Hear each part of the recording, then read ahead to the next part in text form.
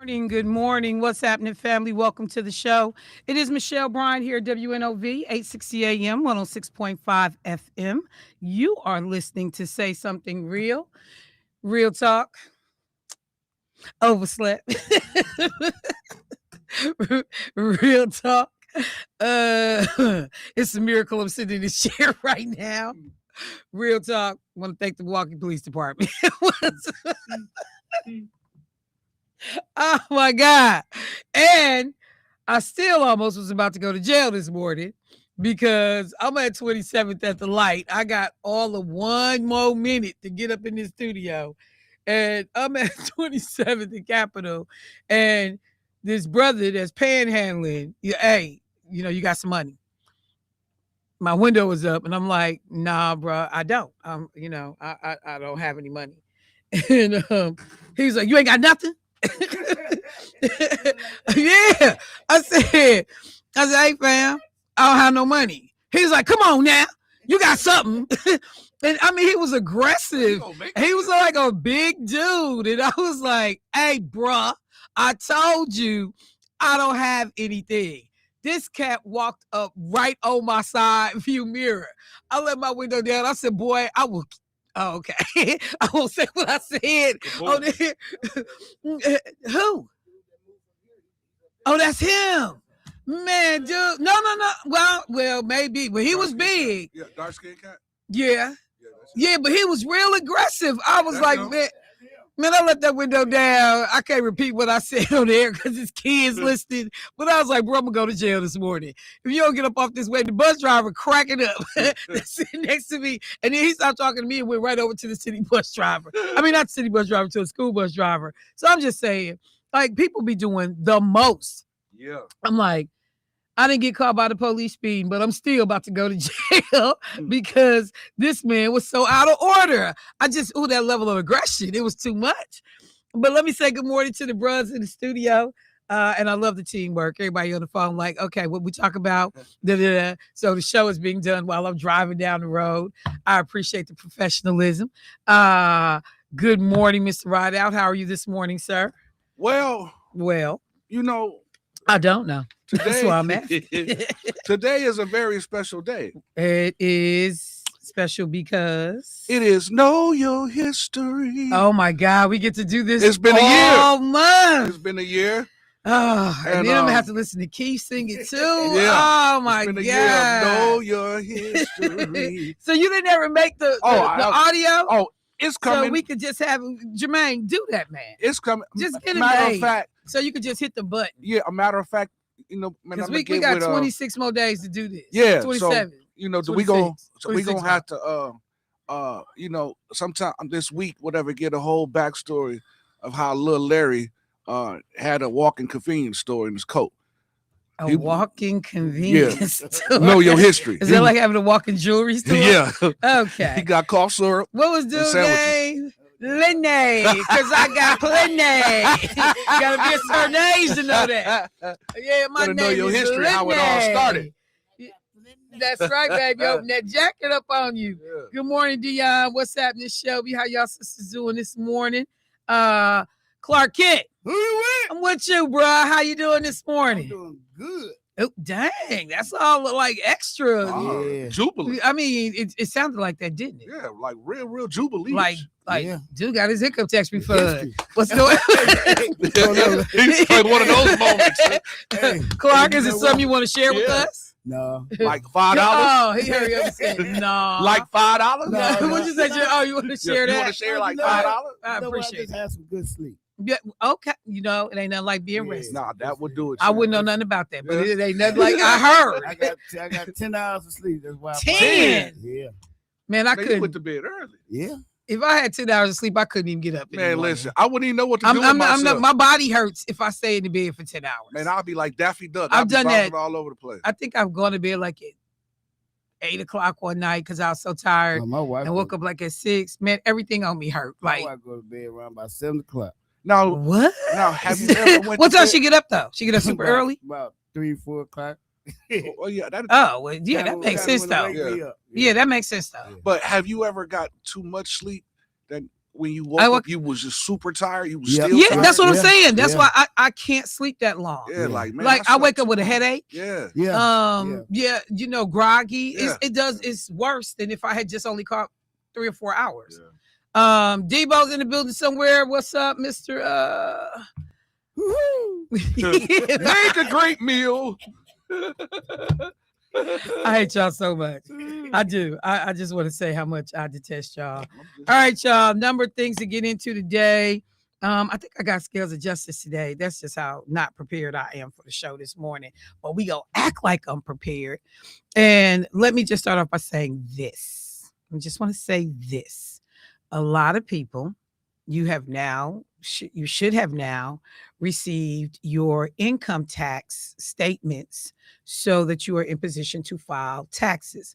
The law is that companies had to have it to you by January 31. And many of you are getting, hopefully you'll get a little refund, or, you know, at the very best, you know, you don't know. At the very least, you don't owe nobody. Very best, you get your little change in your pocket. Now, some of y'all gonna get, you know, some nice change.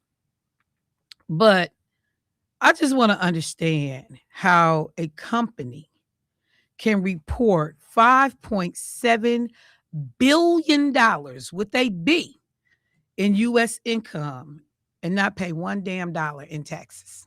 What? Tesla. The Tesla company received over $1.1 billion in federal income tax breaks last year. The report that they released shows the company enjoyed almost $5.7 billion of U.S. income in 2025, almost doubling the $2.98 billion the company had in 2024, on which it reports precisely zero current federal income tax. Over the past 3 years, the Elon Musk-led company reported $12.5 billion of U.S. income, on which its current federal tax was just $48 million. They paid $48 million back in 2023. 2024, zero. 2025, they're going to pay zero taxes on $5 billion, almost $6 billion, $5.7 billion of U.S. income. It means that they are coming in at less than 1% over 3 years. But they say most companies that are profitable, and that's a corporation, you know, if all things were ideal and they weren't getting tax breaks out the wazoo, they would be paying 21% in terms of their tax rate.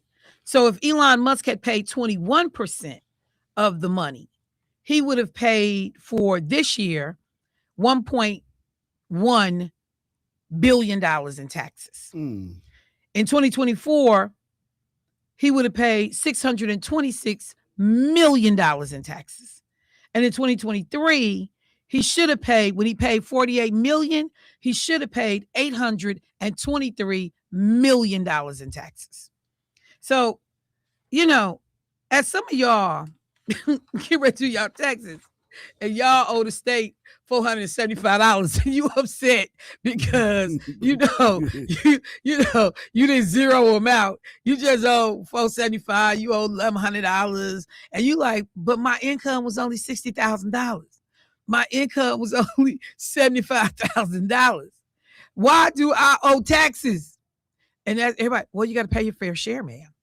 Even if you only owe if you only made $75,000, you got to pay your fair share, ma'am. How do you make $5 billion?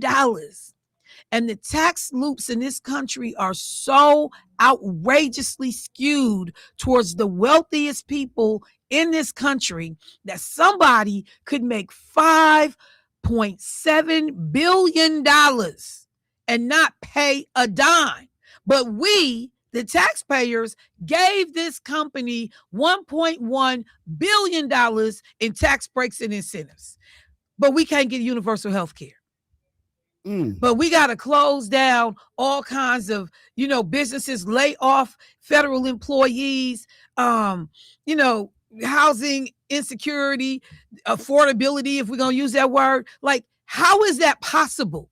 That we let companies not pay their fair share, but most of y'all that's listening to my voice, if you file taxes, you already know. You just be tripping that you made $45,000 or 70, 80, $100,000, and you got like a tax bill. Especially if you ain't got no kids or your kids grown, they out the house. If you don't own that home and you can't deduct that stuff, even those deductions have changed. Like, you're not in school, you're not doing this, you're not doing that. You're just a regular person going to work every day. But the IRS wants your money. They're going to garnish you to get it. They're going to do whatever they got to do. But a company could make almost $6 billion and not owe the IRS not a single dime. It's just something not right about this system. So I just had to say that, because when I saw that on Saturday, I just kept looking at the article like, I know I'm reading this wrong. I know corporations get stupid breaks, but I know I'm reading this wrong. So now that I made everybody mad for the morning, mad. You know what I'm saying? I'm just saying. Go ahead, Clark. Question though. So he don't pay no taxes, but we still have to pay taxes when we buy the car, right? Yeah. They buy the car. Yeah. Like I said, tax breaks are designed for the tax system. And with Trump coming in, they made all kinds of changes to the system. And it was to benefit the wealthiest people in this nation. Somebody said, and wait, how did he make that amount? And his sales went down? All a scam. Yeah, because his sales did go down. You remember he had to walk away from the Doge mess because it was impacting what was going on at Tesla. So this man gets to raid the federal government of its employees. He gets to walk away with all of our information on flash drives that none of us know how much taxpayer information this man has stole and walked out that building with. Mm-hmm. So you get to fire Americans, even though you're not a naturalized American. You came here from South Africa. That's where you was born. So you get to fire Americans, and you're not even a federal employee. You're not even a federal employee. Donald Trump got you on a special project of firing Americans. You make almost $6 billion off American taxpayers, and then you don't owe a dime. Just let that sink in, y'all. You don't owe a dime. And then in the 3 million Jeffrey Epstein pages that was released, who show up in them? Elon.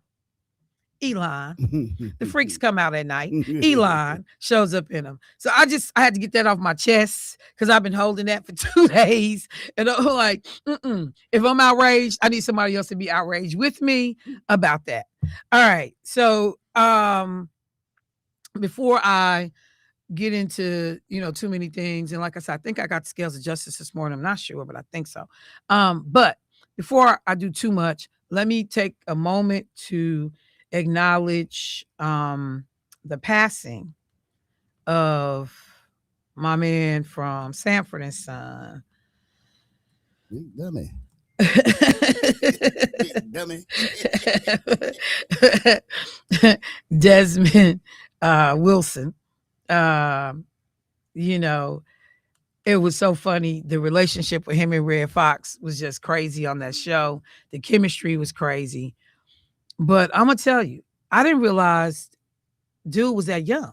Yeah. I thought, because even Red Fox wasn't as old as I thought he was doing that show. So Demond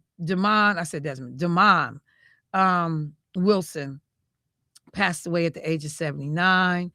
And he was with the show for 6 seasons. And he became a pastor.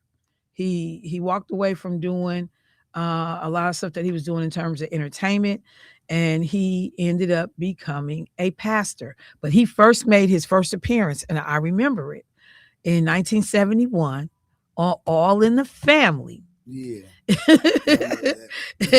When he was a burglar breaking into Archie Bunker and them house. That mess was hilarious. So, just want to say, condolences on this brother's passing, but he did quite a bit. He wrote a book called Black and Blue, the Red Fox story. And he said that when they did Sanford and Son, they thought it was just going to be a quick project, make a few dollars, get in, get out. Had no idea that it was going to end up being what it turned into. And it's iconic. If Sanford and Son come on right now, I'm going to sit down and watch the episode. What you doing? You got the music? See, now when Keon was here, and I think he's gone too, boxer. That was local boxer here. I could see his face. Kind of brown skin, light skin. What was his name? Oh, the older guy. He was I think he passed because he would pass by the studio. Yeah, with that truck. Yeah, and he had that truck, and he would have a chair sitting in the flatbed of the truck, and Keon was like, "This is like a Sanford and Son." So whenever we would see him, Keon would play the Sanford. Yeah, you would hear the music. Oh wait. Okay. I got Trice. That's his name? Tyrone Trice. Yeah, Trice. So and I was getting ready to jump to something else, but let me just say before I do that. He turned down money to go it alone, then signed what he called $1 million contract to star in CBS's Baby I'm Back. In another mid-season replacement, he played a man who abandoned his family and comes back home.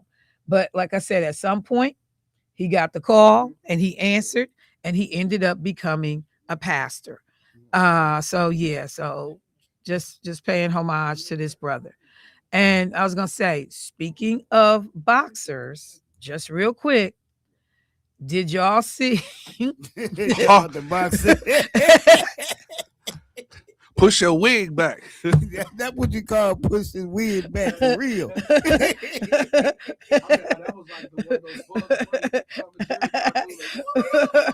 Dude, I mean, heavyweight boxer Jarrell Miller had his toupee knocked off his head. And it was pushback is better because you can see it roll back, and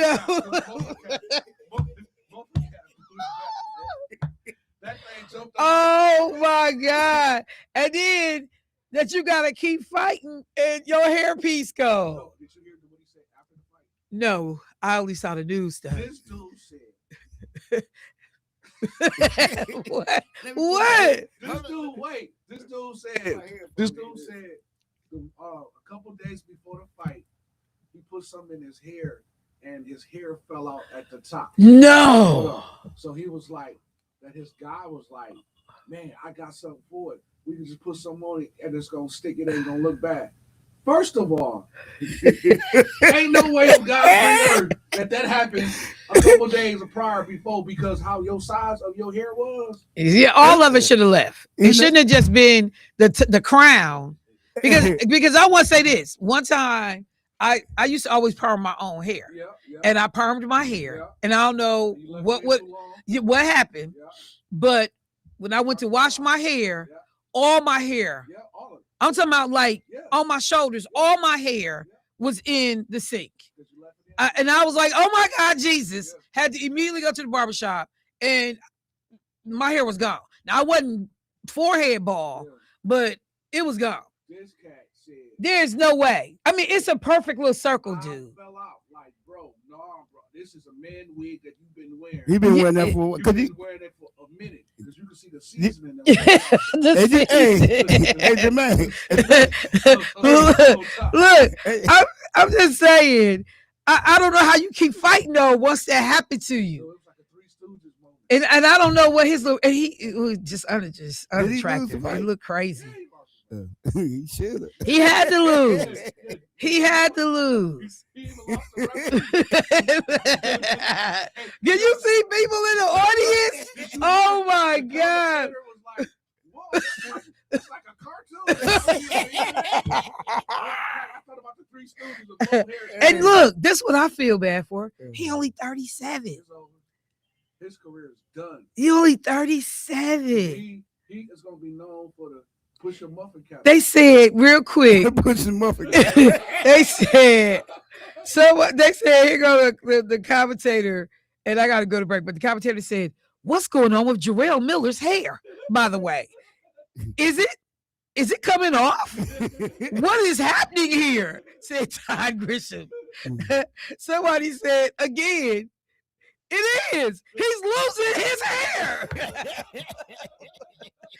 Oh my God. They said as Miller's head rocked backward, his hairline did as well. Fully concerned when the 37-year-old was wearing a toupee. Then came another jab, and the hairpiece bounced up as if Miller's scalp was the bottom of a gasping clam. A third blow flung his rug fully backward, revealing its less than adhesive underside and leaving him looking like a poorly opened can. Dude, the picture is a fool. The picture is atrocious. I'm like, bruh, like, do you have a woman, kids? Like, this is, you'll never live this down. It's over. I bet you any money during the fight. And when he noticed that it was cold up there, he was thinking of that story. Like, man, what I'm going to say in the interview, because they go at it. And the fighter who was fighting him, Kingsley Aime, he was like, they said he stepped back looking confused, and then he was kind of smirking when he went to his corner.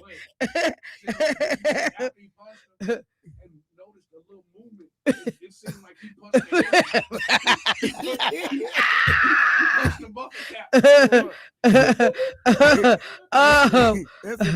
okay, so I look, and they said after the toupee came off, he threw it into the stands. I would have had a heart attack if his toupee had landed on me. I mean, it was like they said their fight resumed as if nothing had happened, and audience members, not so much. The audience fell out. Almost immediately, people seated around the ring began passing around the hairpiece. Hey, our colleagues say he may have lost his hair, but he won the fight. He didn't win. He didn't win the fight. He won the fight. No, he didn't. It was a split decision. Oh no, it said, but he won't fight. Yeah, look at that. Dude, that was like a Three Stooges moment. Dude, that's I mean, he knocked his wig completely off. So Steve Harvey, I gotta go to break, but I just want to be clear. How you get your wig literally split for real? He got snap back. He got his muffin cap pulled back blue. That's what happened. He got his muffin cap pulled back blue. I be telling bros all the time, hey fam, just go ball. Thank you. Hey man, you let it go. Just go ball. It's a TKO. Most of y'all will be surprised that you still look good with a shaven head. Except Debo. Yeah. Now, Debo, then we gonna get you some monkey glue and some cat fur. You know, with some sisters that put monkey glue in their hair before, they had to have surgery. Yeah, and acted a monkey because they couldn't get it off. They had to have surgery. Yeah, but all right, y'all, we gonna take a break. Look, Debo, you up in here? Debo, like, what you say about my hairline? Muffin cap. But hey, bros, if you wear the toupee, I know. Give it up. Make sure the adhesive. But just don't be boxing. No, put some. If you go and don't let your boy help you. No, if you go to a professional. Put some bobby pins in them, man. What is bobby pins gonna stick to? Hey, obviously glue didn't work. Say just cut it. I'm just go ball. And I mean, because there's plenty of brothers that I be seeing, and I'm like, holding on. You need to let it go, bro. You need to let it go. It's very hard to do when the hair is gone. And that's no lie. I'm just saying, let it go. We gotta go. TKO. Let it go. TKO. Chia pet juice, man. Put some of that. Look, and here go Lena. I thought he won. He didn't win. How could you win after you lost your hair? I mean, Lena, if your wig had came off, would you have won? Well, probably the dude that was fighting was like, you know what? I can't take this. And he hit himself, knocked himself out. Yeah. Now, I might have busted out laughing and caught one to the chin. Right. Man, I got to go to break. We'll be right back, y'all. Michelle Bryant, WNOV, 860 AM, 106.5 FM. All you brothers patting down y'all toupees this morning. Make sure that glue is on tight. Look, it's gonna be people at work like somebody hit him. Somebody hit him. Monkey glue. Because it's people at work know you got a toupee out. Like when everybody was looking at Steve Harvey. Yeah. Ooh, that was rough. We'll be right back.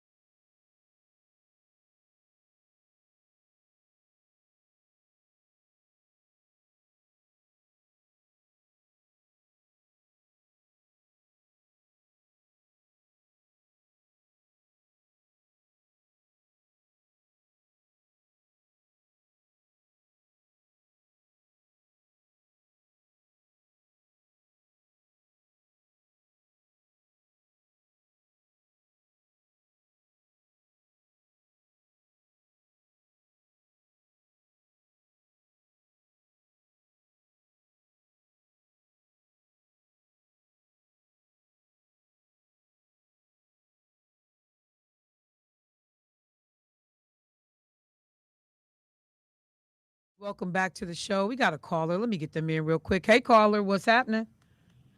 Well, good morning, Miss Michelle Bryant. What up, stranger? How you doing this morning? I'm doing quite well. Thank you so very much for always asking me, Michelle. I really do appreciate that after all these years. Okay. How are you doing, dear? No complaints, none whatsoever. Okay, and also good morning to Mr. Devo, Mr. Jermaine Right Out, Papa. and chocolate, and to the chocolate Superman, Mr. Clark Kent. Hey, man, that chocolate Superman outside. I like that. Chocolate Superman. Hey, Jermaine. Yes, sir. I just wanted to let you know, young man, that me and your dad, we're very good friends now.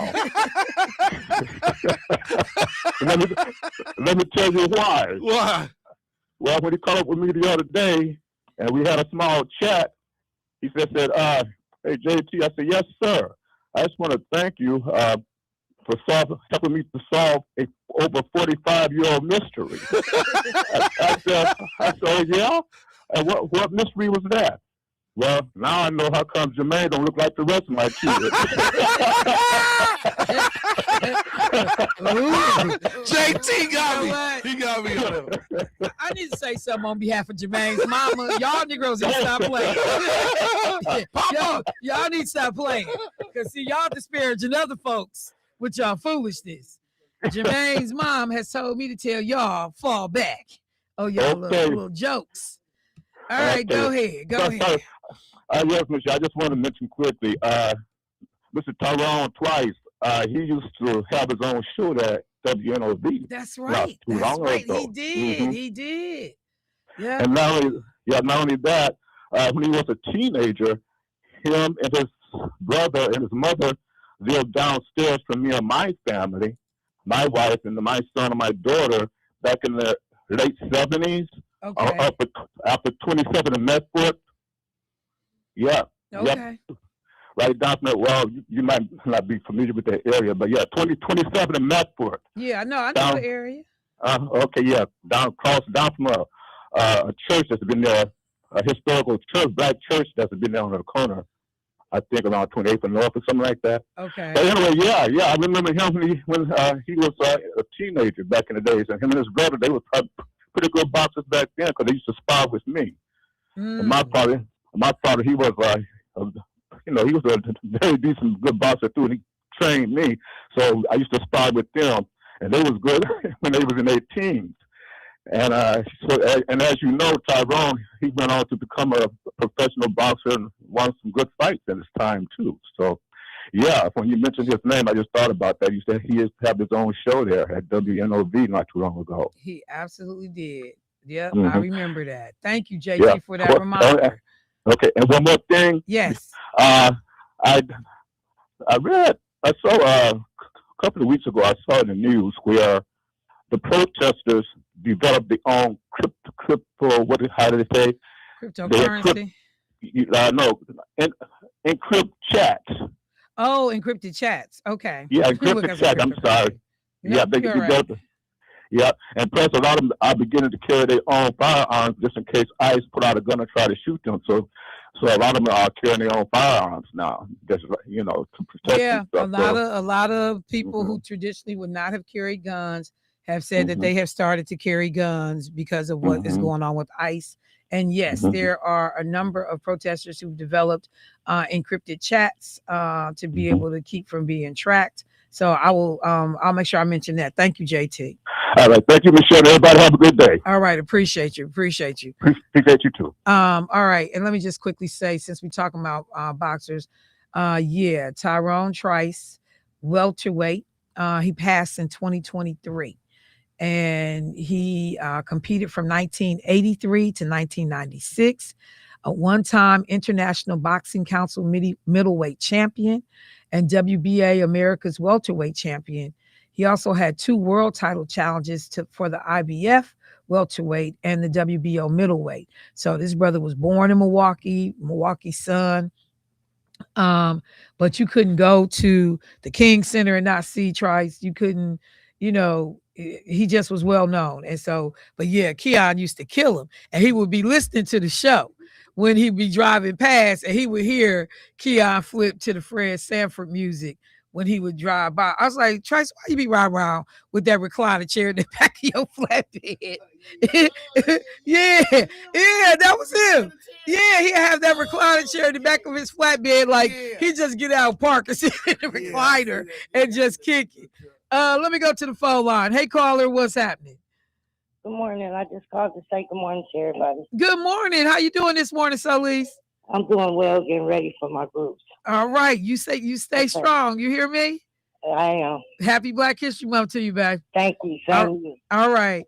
Love All right, you. y'all. Look, speaking of Black History Month, let me make sure that I acknowledge that yesterday began the annual celebration of Black History Month. The brother, Mr. Carter G. Woodson, who started the month. I can never get tired of understanding this man's story. And I hope that as people commemorate Black History Month, that they will always bring his name up in connection, not just in fleeting, like, Carter G. Woodson founded Negro History Week, which ends up becoming, the impetus to Black History Month. And then you keep on going, and then you tell everybody else's stories, but you don't tell, Mr. Woodson's, Dr. Woodson's. So I wanted to take just a minute because I was like looking for interesting, things about Dr. Woodson, Carter G. Woodson, that don't come up often. But let me just say this real quickly. He was born in 1875 in New Canton, Virginia, and had worked as a sharecropper, miner, and in various other jobs during his childhood to help support his family. Though he entered high school late, and let's be clear, he entered high school when he was 20 years old. Because of sharecropping and working, he could not go to school all of his childhood, all of his teenage years. He enters high school at 20 years old.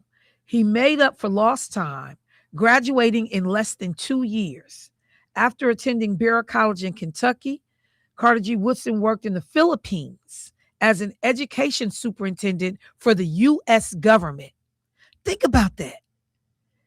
This man, who doesn't start high school until he's 20, finishes high school in 2 years, goes to college, and then the U.S. government has him go to the Philippines to work as an education superintendent.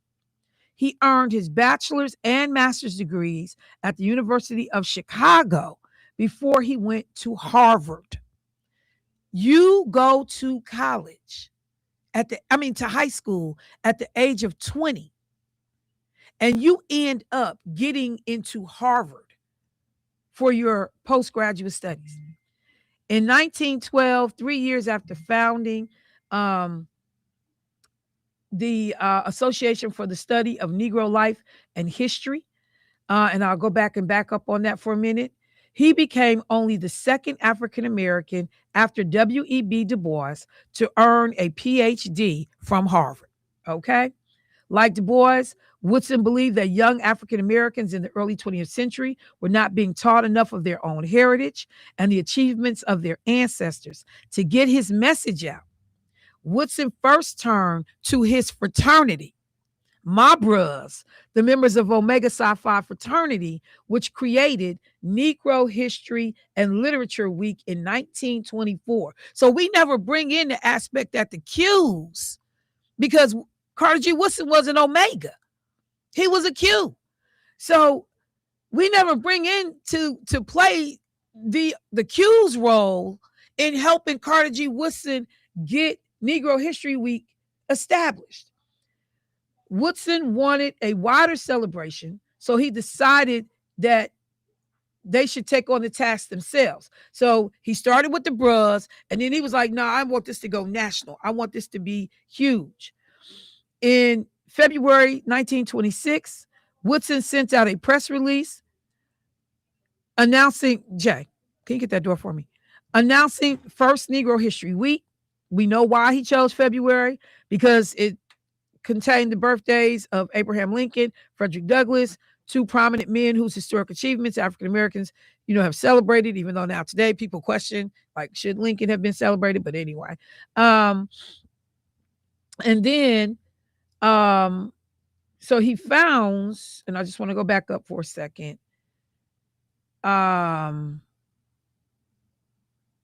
He founded, and I'm trying to just look, I was looking for the 1 year I wanted. Okay, I'll see it. So, he later launched the Journal of Negro History, through which he and other researchers brought attention to the achievements of Black Americans. And he, makes this announcement about Black History Week. And as schools and other organizations across the country quickly embraced his initiative, he and his colleagues struggled to meet the demand for course materials and other resources. They formed branches all over the country through its national headquarters. Though its national headquarters remained centered in Woodson's row house on 9th Street in Washington, D.C. That house is now on the American, the American History Archives. It's a national treasure at this point. The author of more than 20 books, including A Century of Negro Migration, The History of the Negro Church, The Negro in Our History, and his most celebrated text, The Miseducation of the Negro, Woodson also worked in education as a principal of the Armstrong Manual Training School in Washington, D.C., and as a dean at Howard University and the West Virginia Collegiate Institute. There are tons of things out there about Carter G. Woodson.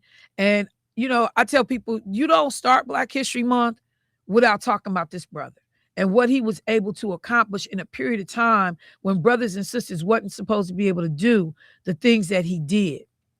One of the things that they say is that Woodson never viewed the study of Black history as something that could be confined to a week. So when, people are like, well, it's only a week, he understood, but he also understood that you had to start somewhere.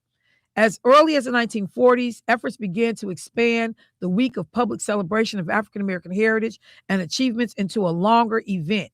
The shift had already begun in some locations by the 1950s when Woodson suddenly died of a heart attack at his home in Washington. So expanding from Negro History Week to Black History Month, some areas of the country had already started to do that back in the 1950s. With the rise of civil rights movement, the Black Power movement in the 1960s, young African Americans on college campuses were increasingly becoming conscious of the historic dimension of their experience. And, they become massively influential on college campuses. And then in 1976, on the 50th anniversary of Negro History Week being started, the association that he founded, Association of the Study of African American Life and History, they officially make the shift to Black History Month. So even though that happened in 76, people started making the shift back in the 1950s. Since then, every U.S. president, until we get to this clown that's in office right now, has issued a proclamation honoring the spirit of Black History Month. Gerald Ford this is a Republican. Gerald Ford began the tradition in 76, saying the celebration enabled people to, quote, seize the opportunity to honor the too often neglected accomplishments of Black Americans in every area of endeavor throughout our history. Ronald Reagan, another Republican, his first Black History Month proclamation stated that, quote, understanding the history of Black Americans is key to understanding the strength of our nation. In 2016, Barack Obama, the nation's first Black president, made his last proclamation in honor of Woodson's initiative, now recognized as one of the nation's oldest organized celebration of history. Quote, as we mark the 40th year of National African American History Month, let us reflect on the sacrifices and contributions made by generations of African Americans, and let us resolve to continue our march toward a day when every person knows the unalienable rights to life, liberty, and the pursuit of happiness. And after all that, we have seen in 2 terms of Donald Trump the dismantling of Black history. We have seen information that's all based in fact that was up for the public to learn about. As I said, when Lakeisha and I did the college tour last year, we had Black high school students in Philadelphia reading this very same history, public monuments on display about the role of enslaved people in the formation of our government, right to working in the house of George Washington.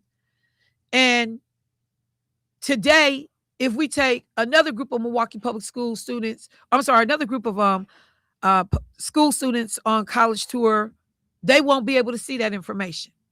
It's been removed. The only thing they couldn't remove is that there are 9 names of the enslaved people that's etched into the walls. So you're going to have to tear up the walls to remove those people's names. But all of the plaques and the educational materials that explains that connection, just gone. And this is happening all over the country. I just got a notification that at UWM, where I went and got a Black Studies degree in Black history, we had affinity groups. I was the president of the Black Student Union when I was at UWM. They have now combined all of the different affinity groups into just one little hub center. So the women's group, the LGBT group, the Black group, the Asian group, the Hispanic group, the so-and-so group, now everybody's being lumped into one thing.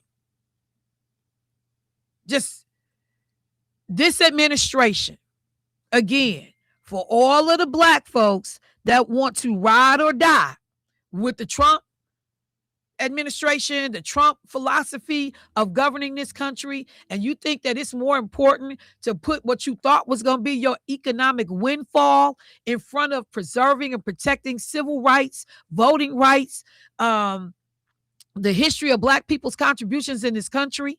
And then we have Republicans in the state of Wisconsin. While we got Black Republicans that roll through this studio, we got Republicans in the state of Wisconsin who are who will have an amendment on the November 2026 ballot that asks people to vote to do away with any programs that seek to address inequities in race, in gender, in accessibility issues for people. That's what this amendment is asking people to do. So where we have all of these programs that say, hey, not only do we have disparities in government contracting and apprenticeships and education and this and this and this, we have those disparities because of systemic things that were done. That as a state or as entities, people intentionally kept groups out. No matter what the group was, whether it was based on race, it was based on gender, they kept groups out. And we've never fully done what we needed to do to address that unfair treatment.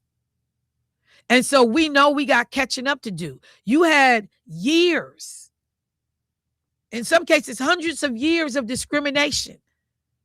And people are like, we got to do what we can to fix that, address that.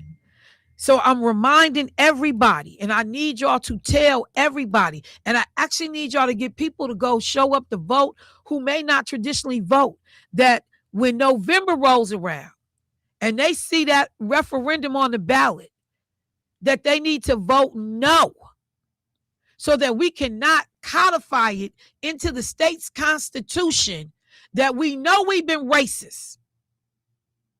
But we will not allow any governmental entity or municipality to do anything to address the racism.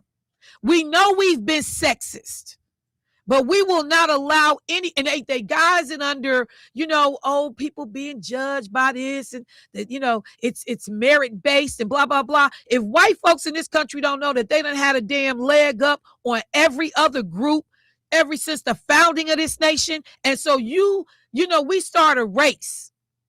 And for folks, you think about, somebody gets to start 200 yards ahead of you, and you got to try to catch up. And then you got people standing on the sidelines, sticking their foot out to trip you. Then you got people throwing rocks at you while you're running, and you got to dodge these rocks. Then you got people shooting at you, and you got to dodge these bullets. Then you got people putting up other roadblocks. But white folks have been able to just run. You just been able to run.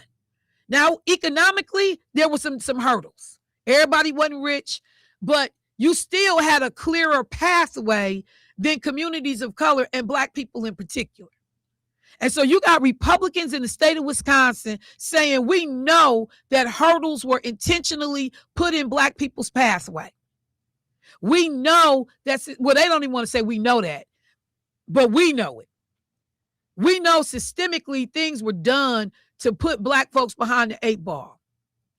But going forward, under the great leadership of Donald Trump, we want to codify it into Wisconsin state statute. While we got a racist behind president in the office who will co-sign on what we doing, let's codify it, enshrine it into the Wisconsin Constitution, that we can never do anything to go back and address the stuff that was done unfairly to different groups of people. Let me go to the phone line. Hey, caller, what's happening? Yes, hello? Yes. Yeah, I hear you this morning.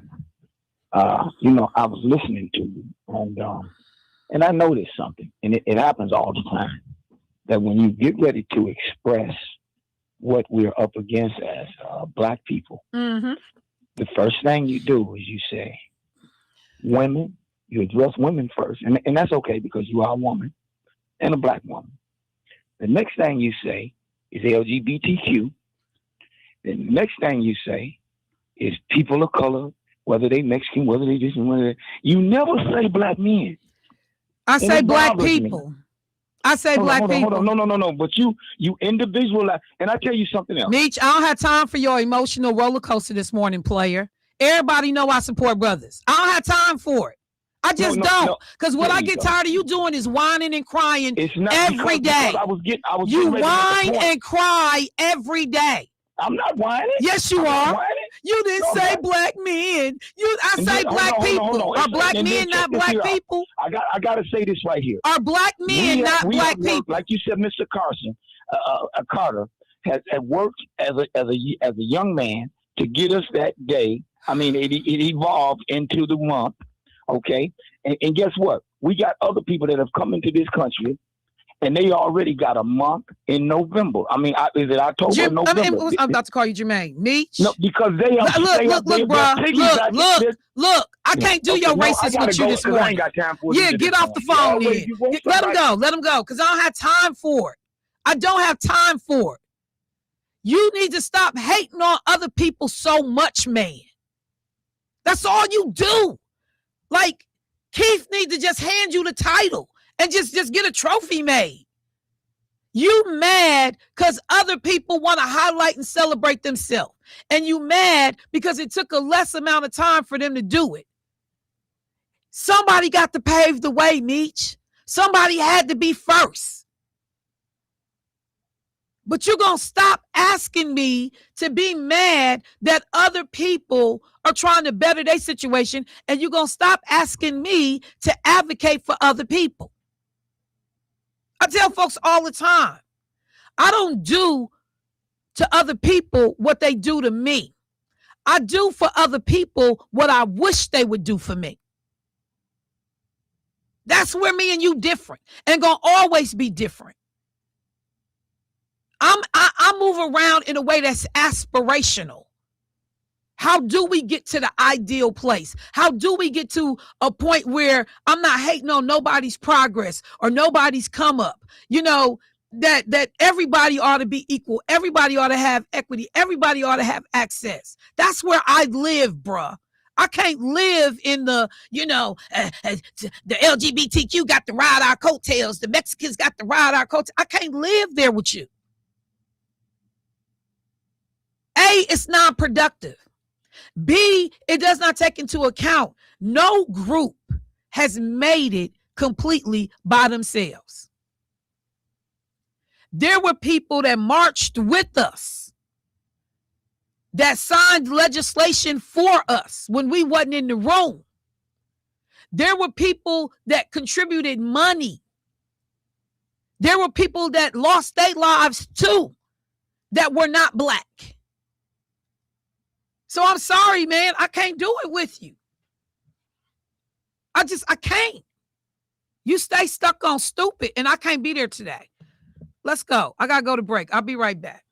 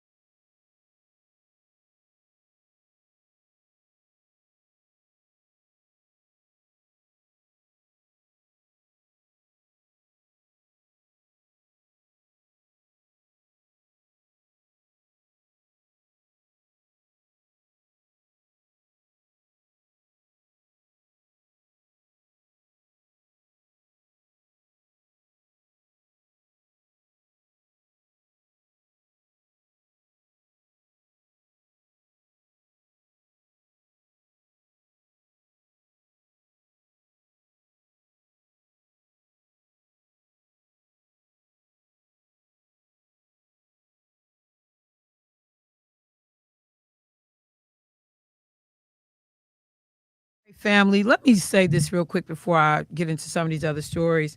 I have taken to for the last couple of months. I don't do it every Sunday, but when I have an opportunity to, I uh, go online and I watch the services at Christ the King church. I watch their services online. And, depending on what's happening, I might be so inclined to comment on the chat about the sermon or, something that's going on with the pastor speaking. And so yesterday I had Christ the King on my computer while I was, sitting doing some work. And I really wanted to go to church yesterday, but stuff was happening and I couldn't go because to start Black History Month.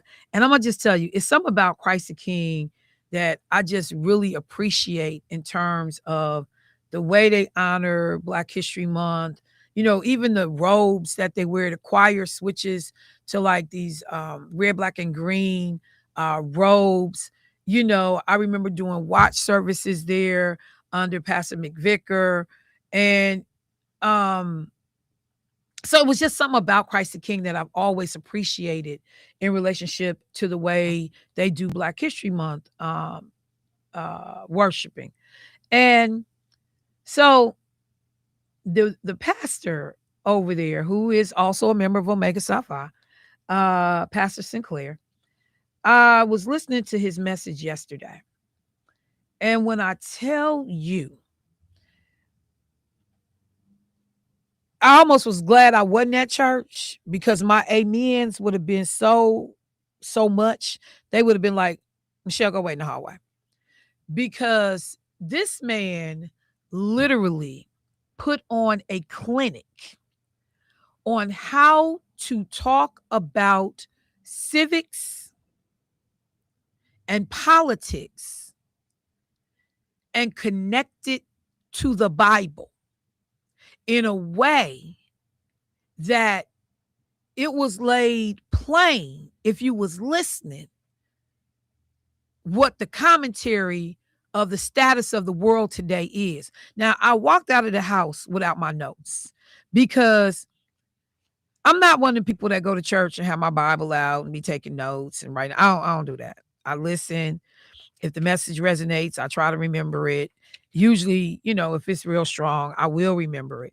But I'm not a big note taker, And so I'm gonna go back home today. And when I come in tomorrow, I'm going to get, and somebody may know it once I talk about it, but it was about Cain and Abel and the blood on the ground. And it was 4:10. I just can't remember what book. Yeah. I can't remember what book, but he did chapter 4, verse 10. Y'all, when I tell you the way, and it was the gospel according to Emmett Till was the title of the sermon, if I remembered it correctly. When I tell you what Pastor Sinclair did in terms of weaving in the Bible and helping people understand that these biblical characters, somebody said, oh, Pastor Sinclair is my cousin. Genesis 4:10. Thank you so much. Thank you so much. When I tell you what this man did in terms of laying out how you got a problem with, not being seen in favor, being the most respected, the most loved, or whatever, but you kill a dude, that's not your problem. Because you hot with somebody else, but you take out your brother. And, he was making the point about, but his blood is still speaking from the ground. And then he connected Trayvon Martin and Mike Brown and Sandra Bland. He just walked down the line naming the names.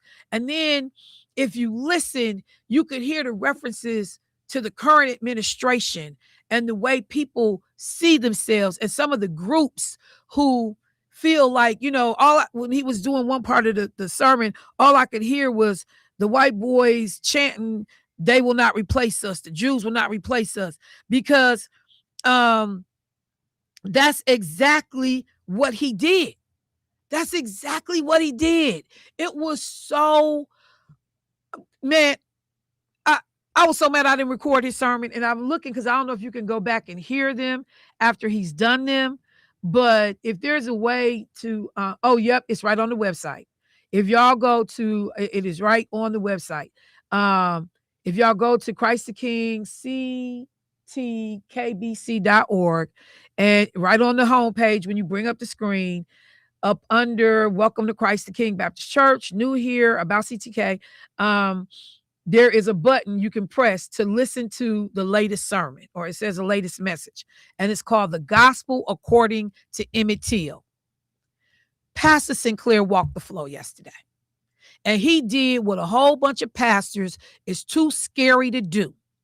He talked about what is going on outside of the church on a political level, on a civic level.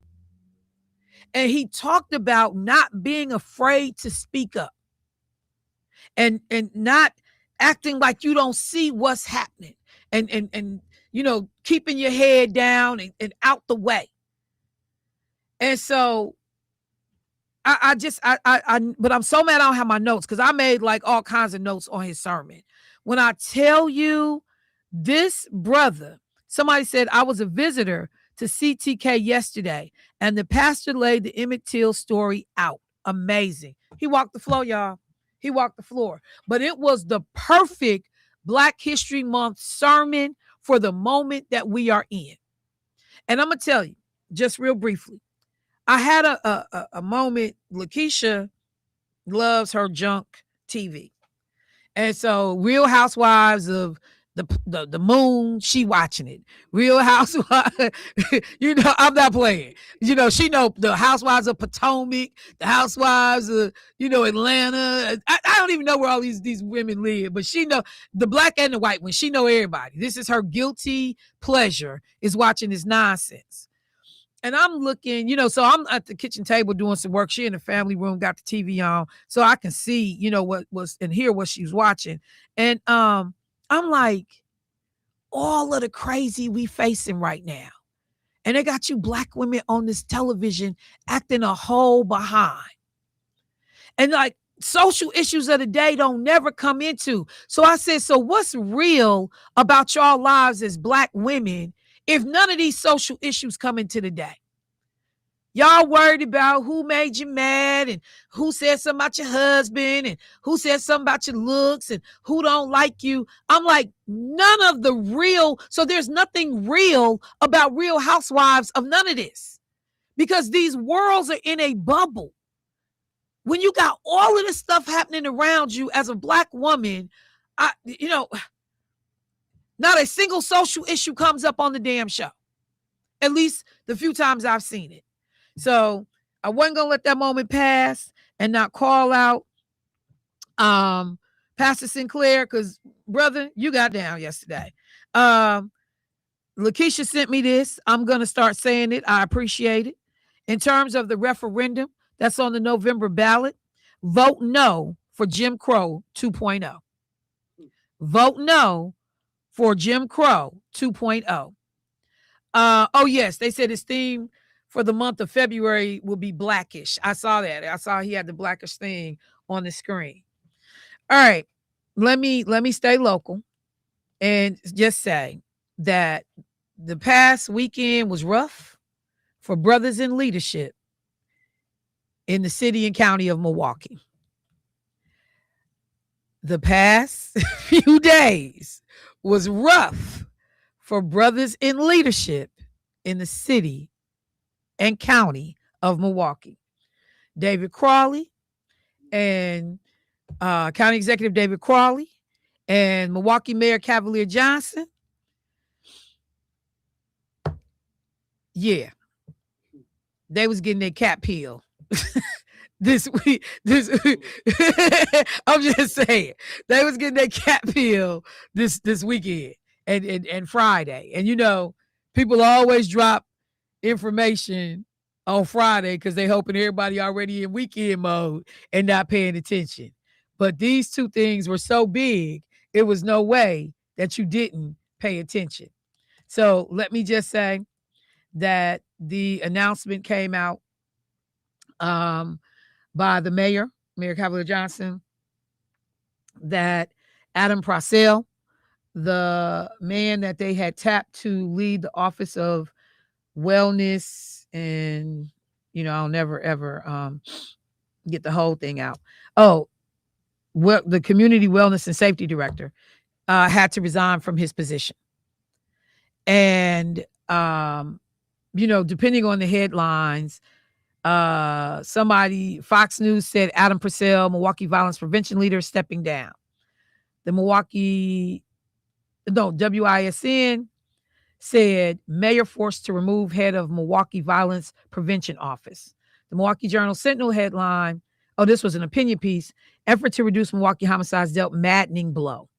And the headlines went on and on.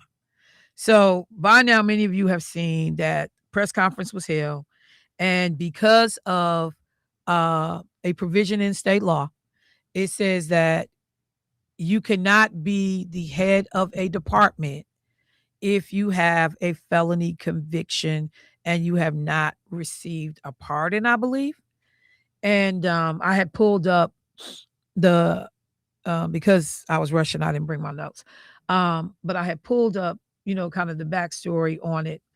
But the city attorney, they had to let, the mayor know, hey, when y'all moved the Office of Wellness out from up under one area and made them their own standalone department, the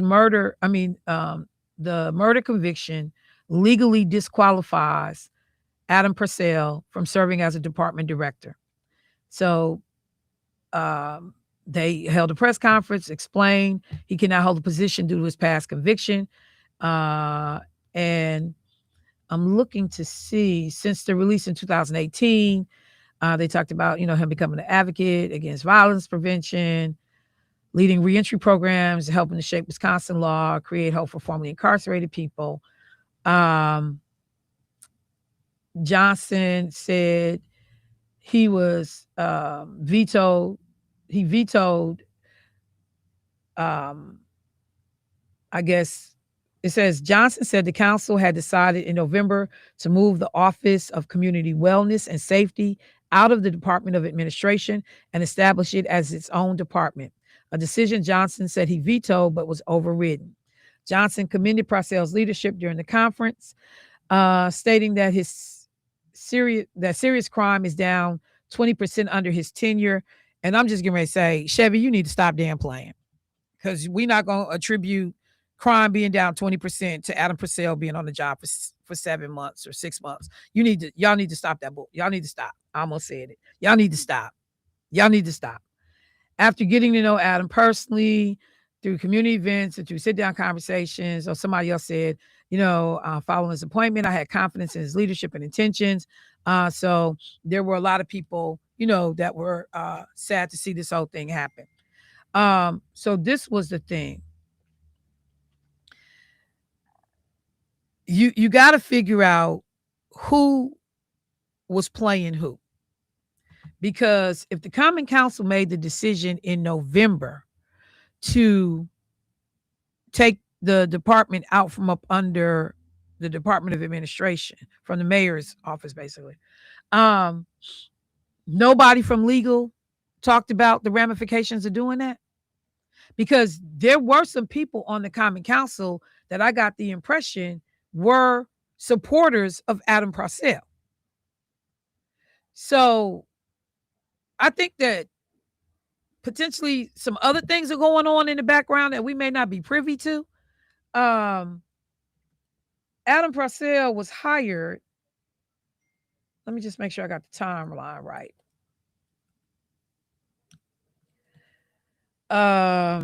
he was hired he was hired 5 months ago. So he was hired August 18th. Okay. He was hired August 18th. Now, it says that the Common Council made the decision to move this department out, and that was done in November. Now, how long that had been in the works, what prompted it, why it was done, I haven't done the homework yet to understand all of the backstory. In fact, let me see. Why did the Milwaukee Common Council? I'm gonna look for it, but I think there's a couple of things at play because initial comments were, why would the mayor, make this hire, not understanding what was at play? Where was the mayor's team or staff? Not know that this was illegal. But then if you go back and you read it, and it says that the decision to move the department came after Purcell was hired, then we have a real conversation. Let me go to the phone line while I look for what I'm looking for. Hey, caller, what's happening? Hello? Caller? Hey now. Hey, what's going on? Chilling, working, doing what I gotta do. But listen, it's strange to me. Okay, you remember when we had Anita Holloman in that position? Yeah. And everybody kept on saying, "Oh, she ain't doing this, she don't do this, and she ain't out here doing that." Now, from my understanding and talking to her, it wasn't her job to be out here like a foot soldier. Her job was to give checks to the individuals that's supposed to be out here doing the footwork. But it was individuals on the radio spewing out, well, she ain't out here like I'm out here doing this or doing that. And that wasn't her title. And it just made her look so bad. And man, this guy, I understand. Why didn't the governor give him a pardon? That was the big thing, giving individuals pardons, since it was they illegally was having people, like me, myself. I earned 8 years in 96. I have not committed a crime since then. I literally had to, I ain't gonna say beg, but puff out my chest to say, I deserve a pardon. I deserve to be from up under this nonsense that I'm under, so I can get these jobs and go in these rooms that some people wouldn't allow me to go in. I'm gonna stay on topic, because really I should be able to walk anywhere I want to, because this is my land. Okay. But he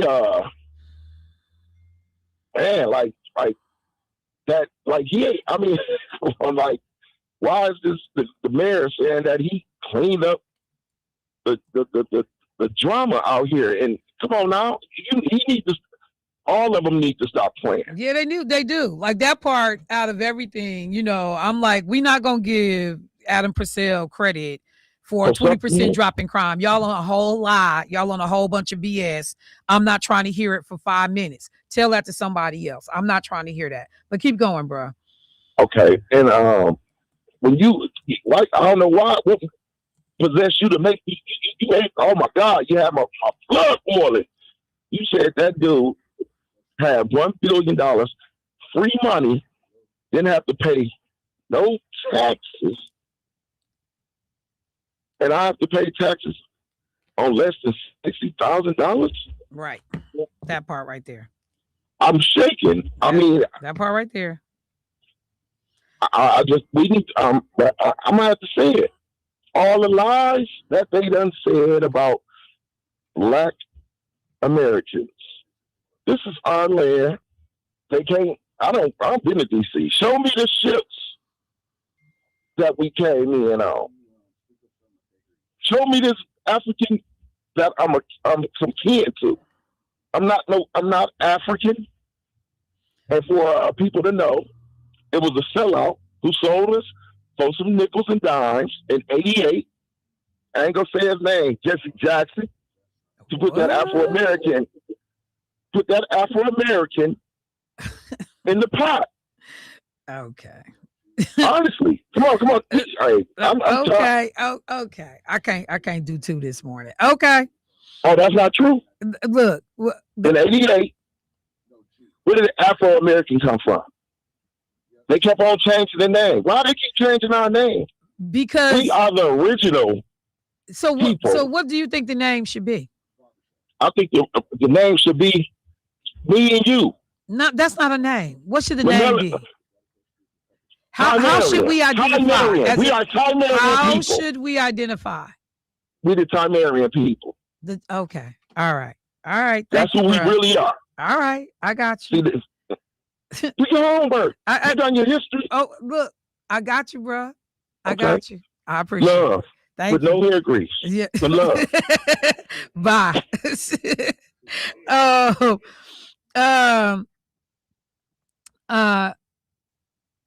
Okay, so one of the things that people have been asking is about the whole pardon. Okay, so a couple of things. In Wisconsin, you become eligible to apply for a pardon for a felony conviction at least 5 years after fully completing your entire sentence. So if he was released in 2018, he's been out for 8 years. Now, I don't know if he had fully completed everything. So because somebody said he may not be still eligible for a pardon application for another 2 years.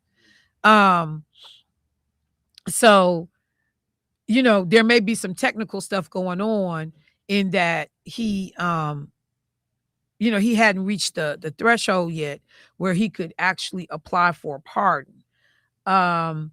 Because it says eligibility criteria, they must be off paper. So when he got out in 18, I don't know if there was any paper involved.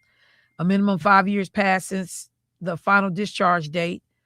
No pending cases, no sex offender registry, not currently incarcerated. Murder seems like it has a little bit of a higher threshold sometimes. Because, every governor is leery about giving a person who has committed murder, particularly like the type of murder that Adam Purcell committed, because it was not in self-defense. He killed somebody that had assaulted him a year earlier.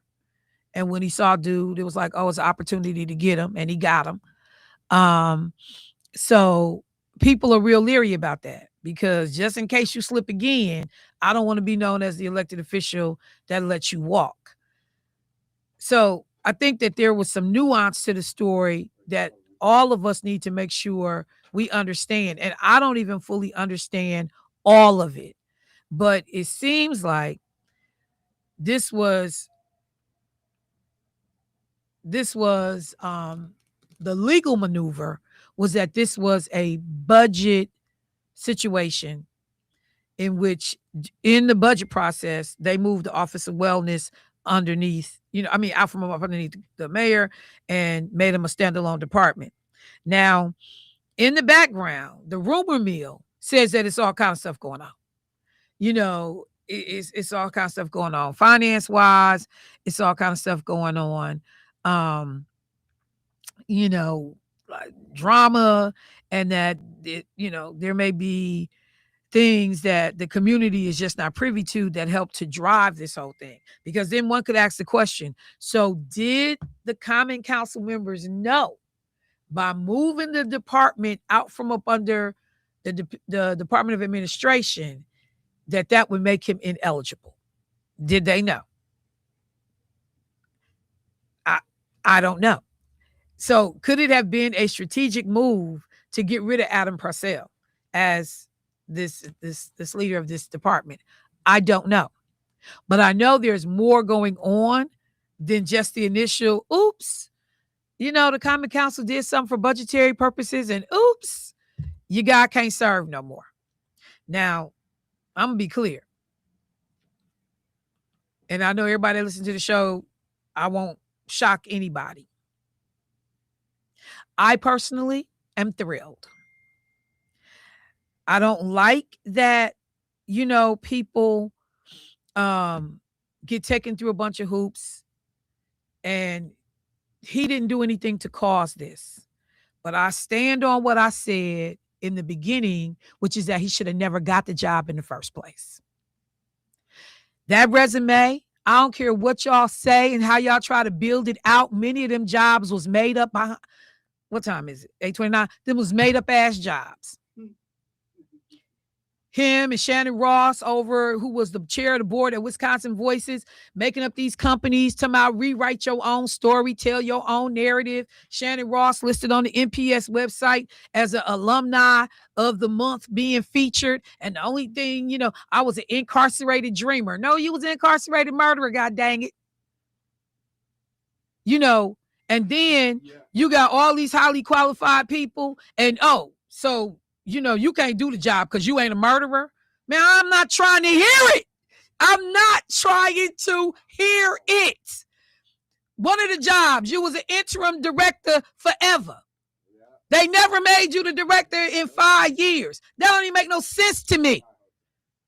There was nothing that says you had the budget capabilities to run a department like that you had the grant writing capabilities to run a department like that. Tell it to your mama. I'm not trying to hear it. He should have never got that job in the first place. And to me, this is just the universe aligning to correct what shouldn't have been done in the first place. You didn't go through no interview process with the public. We didn't know nothing about you. We all got blindsided. I know y'all know. I was going to have something to say. The universe, the stars lined up to correct what shouldn't have been done in the first place. Or the Common Council did it. As long as it happened, and don't dislike this man personally. This ain't personal. But y'all know I do not play about credentials. Y'all know how I talk about honorary degrees. Y'all know how I talk about education, qualifications. I believe in people being prepared for the jobs that they get. There was a process, and the mayor sidestepped that process and did his own damn thing. And I'm going to stand on how many times you see a black man with a murder conviction getting to lead a city department making over $100 and some thousand a year. When you got brothers with no criminal record, all the credentials in the world, and they can't get these damn jobs. I'm not trying to hear it. I got to go to break. I'll be right back.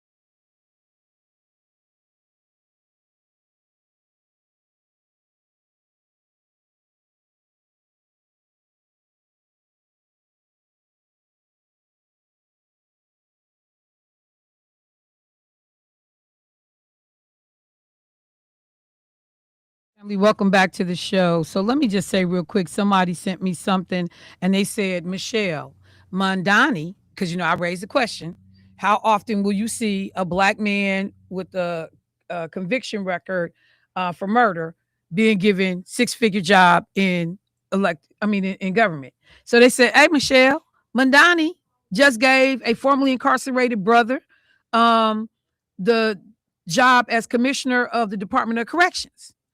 Okay. I know about Stanley Richards. Stanley Richards got 30 years of experience since leaving the joint doing this work.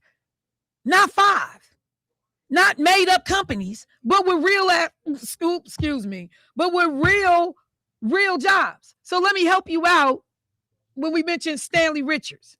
Stanley Richards, he first joined the Fortune Society in 19, so he went to jail. Okay, and I got to go back and remember what did Stanley Richards go to jail for? Hang on. What did Stanley Richards go to jail for? Robbery. He went to jail for robbery. So I just want to be clear, robbery, murder, 2 different things. That's just me. Robbery, and I know some brothers that committed murders that got out, and they're like, Michelle, come on now. I'm just telling you, bros, come on too. But he committed robbery. I bet you, and so to the point that I made, if Stanley Richards had committed murder, the likelihood is great he wouldn't have got the job. Most people can get by robbery. They don't always get by murder. But anyway, so that's number one. It's not equal in terms of the crimes that these people committed. But then the other thing, when he gets out, he became the first formerly incarcerated person to be appointed. Wait, no, not that. So he got all his little degrees. Okay, I'll give you all of that. Purcell did too. He had time. He went to college while he was incarcerated. Okay, no beef. Give you that. But I'm looking for his work record because this man had like 30 years removed from the robbery to get into this role. You're not 5 years removed. You're not pardon eligible, not even removed. You done put some time between you and that conviction. But y'all, it's a heck of a difference between a conviction for robbery and a conviction for murder. You're not going to find many people black people that's going to be given an opportunity to make 6 figures and lead a department who have a conviction for murder. Let me go to the phone line. Hey, caller, what's happening? Hey, Michelle, this is Dion. How are you all I'm doing? good, Dion. How you doing today? I'm well. The thing about it is, I would hate to think that the mayor is so oblivious not to check into all that. But the thing is, he felt he was going to put the wool over our eyes and we weren't going to find out. And then the city attorney, wasn't the city attorney the one who looked into it? That's what the news said on last week. Yeah, supposedly the city attorney brought it forward that this was a conflict and a problem. Yeah. So the mayor, I'm sure he had to have looked into this. He had to. But again, he thought he was going to pull the wool over our eyes and we weren't going to find out. And sure it came out. All right. Thank you, caller. I appreciate it. I'm again say, y'all, one of the things we got to pay attention to is this timeline, when he was hired versus when this change went into effect. Because again, the hire is August, the budget is passed, and everything goes into effect in November. But when was it first proposed? That's the timeline stuff. And that's why I said, the details is in the sauce. We got to understand when all these things began to line up. Who first made the suggestion to remove the department? Why did they make the suggestion? Was Purcell even a factor at that time? We got to know that. But look, before my time runs out, let me shift to the other black man that was having a rough weekend in the county executive David Crawley. So many people heard breaking news that Milwaukee County, that their health insurance contract had expired and the county board knew nothing about it. Okay. So what am I saying? And I'm gonna take it directly from WICN 12, who was the first reporting that I had saw on the story. Hang on one second.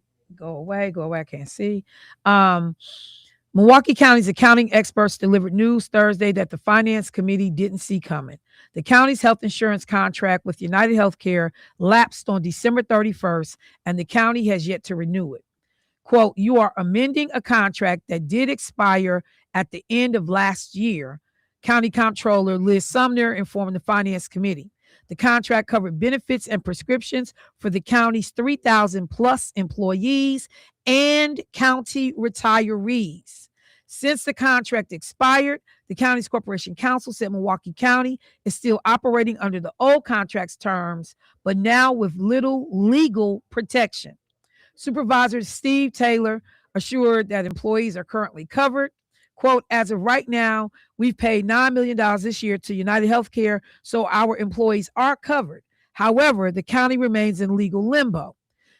County Human Resources Director Tony Mays presented a 5-year contract extension with United Healthcare for the committee to vote on, but county accountants cut in and said, hold on. They told the committee Mays only provided them with a copy of the contract last week, and they hadn't even had time to properly review it or vet it. How do we get to the point where we're in a contract that's expired? This is what one of the county supervisors was asking the director of county human resources. The contract itself is the same one the county has had since 2009, with amendments added on at each renewal period.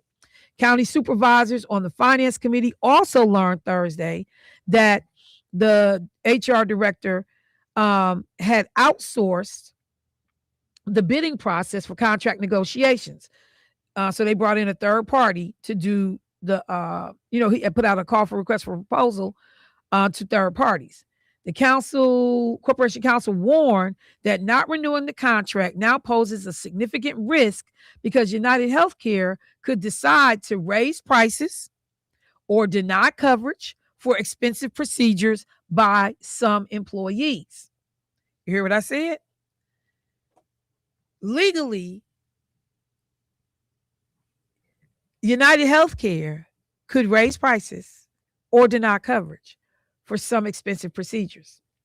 The potential for catastrophic risk where members of our health plans, their care might be affected, or their ability to receive and pay for services might be affected. People's like, all this is real. County accounting officials in the comptroller's office, though, are concerned that renewing the contract as it is might limit their ability to inspect the deal annually to ensure compliance. Quote, we do not have the power that I would like to have to look into this on your behalf based on the language that is here or that is there. That's what the director of audit said. Supervisor Ann O'Connor described the situation as incredibly alarming. I think we are moving into damage control. The Finance Committee decided to postpone the decision until an emergency meeting happening today, this morning. There, the committee will decide whether to approve the suggested 5-year contract. Full board is going to address this on Thursday. Spokesman for the county exec declined an interview, but said in a statement that Crawley had directed administration officials, can you get that door for me, to resolve the situation and work with the board of supervisors to approve the contract next week. So anybody want to say how we got here? How we got here? The checks and balances to make sure that one of the, I think it was Steve Taylor, who was taking shots at Crawley and said, oh, the mantra for the county, we want to be the healthiest county in the state, in the nation. And we haven't done our due diligence to make sure that our own employees have the best healthcare contract because this renewal period got jacked up so bad. It's not a good look. It's not a good look. Somebody's responsible. And whether we, put all the blame at the feet of the HR director, but the Finance Committee people should know when contracts are up for review and consideration. Like, this was not a good look. And so, the first thing people did is like, well, how much of this is David Crowley's fault? And, on one hand, you remove from some of this, but everybody reports to everybody. You're supposed to know what's happening, what's going on. And so who had the responsibility of alerting Crowley? How you get with your, caught with your pants down on this situation as well.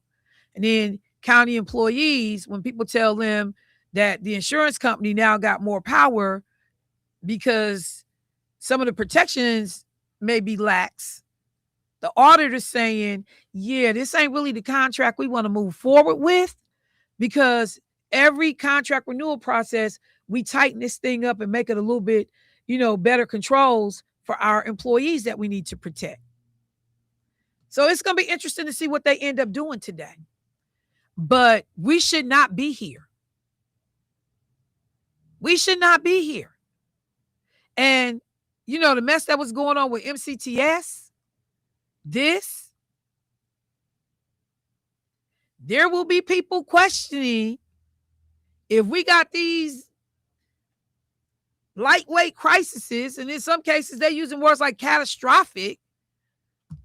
You got to make the case for running the state. So whoever got to be fired, they got to be let go. You can't drag me down with your... I'm just saying, this ain't no good look, bruh. People getting fired from Milwaukee County Transit, money messed up. This ain't no good look. This is not a good look. I feel bad for all y'all. I do. Because these are not easy jobs. And you juggling a million balls at one time. But that's why you have people around you that's cold at what they do. They tight at what, and that don't mean stuff still won't get through the cracks, because it does. It happened to me.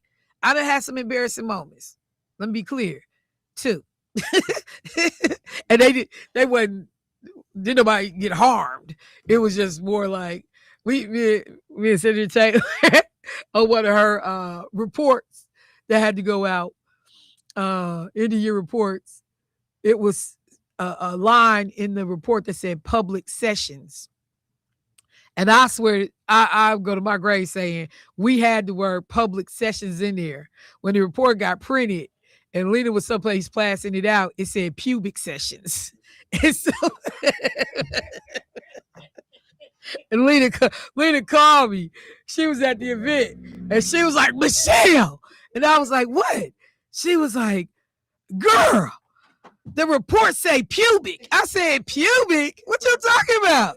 And, I'm like, we going back and scrambling, trying to see, like, it's out there now. We can't do nothing about it. Everybody know what pubic mean. We can't do nothing about it. But, we talking about on that scale. We not talking about people with healthcare scale, or, you got to have this embarrassing moment where somebody got stepped down scale. We're not talking about that. Let me go to the phone line. Hey, caller, what's happening? Good morning, Michelle, and thanks for taking my call. Good morning. I'm just amazed at what's going on here in our city. Number one, just like Bauman is saying with the 27th Street viaduct, the 16th Street viaduct, all this, who gets a 3-year contract and then they're tearing up everything at one time? Who sits in on these meetings and negotiate? And then my next question is, how do you not know when your insurance things are coming up? It should be somewhere on a hot list. Okay, it's time to start getting together to start looking out for our employees. I mean, what's going on? Right.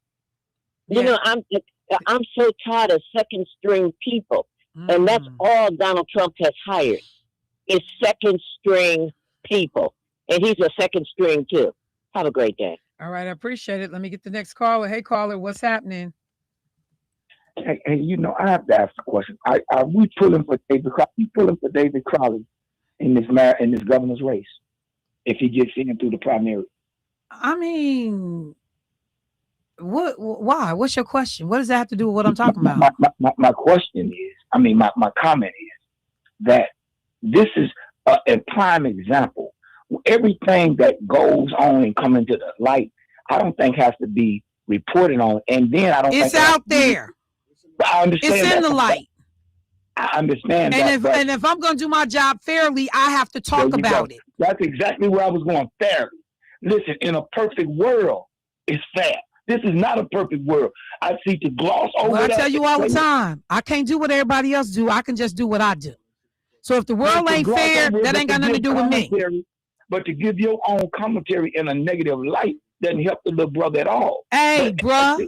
Make no mistake. Yes, when I need to support Crawley, I support him. I'm one of his biggest fans. I financially contributed to his campaign before. But right is right and wrong is wrong. It's a bad look. I get that. Remember when I had that boy on my show, that Jewish boy, AB, and I had him on there. He was running as a Republican. I remember. Right, and guess what? Guess what I did? And I pushed him. People was calling in. People was giving him a second look. Okay, even though he was a Republican. But he did something very unethical to me.